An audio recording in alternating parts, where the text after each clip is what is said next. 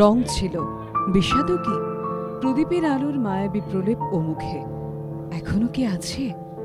সকালটা যে বড্ড অন্যরকম।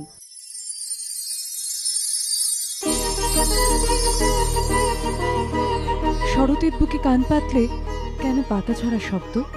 তাই কি আনমনার উত্তর? নবমীর নিশি সত্যিই পোখালো, ঘোর বাস্তব।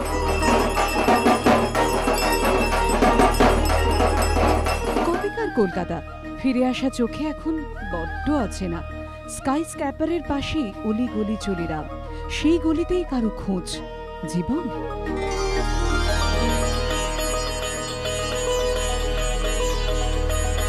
জীবনের দাবি বড় বেশি। পুতুল খেলা থেকে সাপলুটো, সম্পর্কের সিঁড়ি ওঠানামা।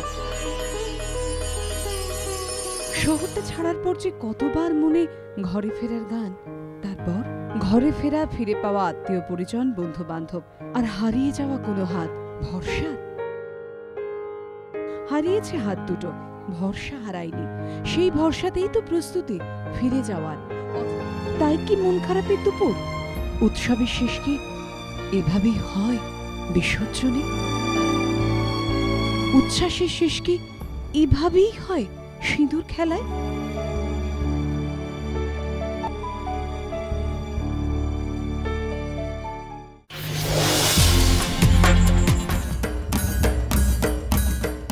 বাংলার বাইরে বাঙালির আন্তরিকতার ছোঁয়া, শারদীয়া উৎসব, আবেগ আর চেনা আতিথেয়তা। নবী মুম্বাইয়ের সিউট কালচারাল ওয়েলফেয়ার অ্যাসোসিয়েশন এবার ৪র্থ বছরে পড়ল এই পুজো। মণ্ডপ জুড়ে মহাপুরুষদের উপস্থিতি, অচেনা মাটিতে চেনা আবহ। এবছর পুজোর বাজেট প্রায় ২২ লক্ষ টাকা। বাড়তি টাকা খরচ করা হবে ক্যান্সার আক্রান্ত এবং নিরাশ্রয় শিশুদের জন্য। আনন্দ পার্বণে মানবিকতার ছোঁয়া।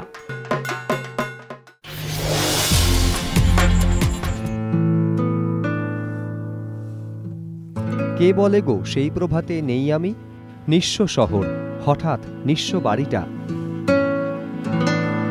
এই ঘরটায় থমকে যাওয়ার সময় তিনি নেই। তার চেয়ার, টেবিল, কাগজ, কলম জুড়ে শুধুই সুনীল।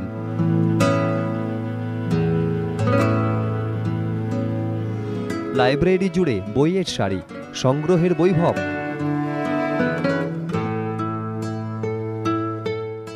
টেবিলে অবিন্যস্ত কাগজ, অসমাপ্ত লেখা, রাইটিং প্যাড। টেবিলেরই একপাশে তার চশমা, তার প্রিয় কলম, ফেলে যাওয়া চপ্পল। যেন চেয়ার ছেড়ে উঠে গিয়েছেন কিছুক্ষণ আগেই। বছরভর প্রস্তুতি, প্রতীক্ষা, কবে মা আসবেন ঘরে। অবশেষে হাজির আনন্দ মুহূর্ত। ক্লান্তি সরিয়ে আনন্দে মেতে ওঠার উৎসব। মল্লিক বাড়ির পুজো। টালিগঞ্জের নায়িকা কোয়েল মল্লিক এখানে রঞ্জুর মেয়ে, সবার আদরের কোয়েল।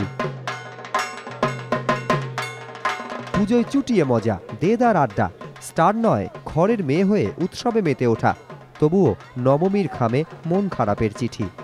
বিয়ের আগে কোয়েলের শেষ পুজো, তাই চেনা আনন্দেও এবার যেন একটু অচেনা ছন্দে কোয়েল। থুরি হবু নিষ্পাল ঘরণী।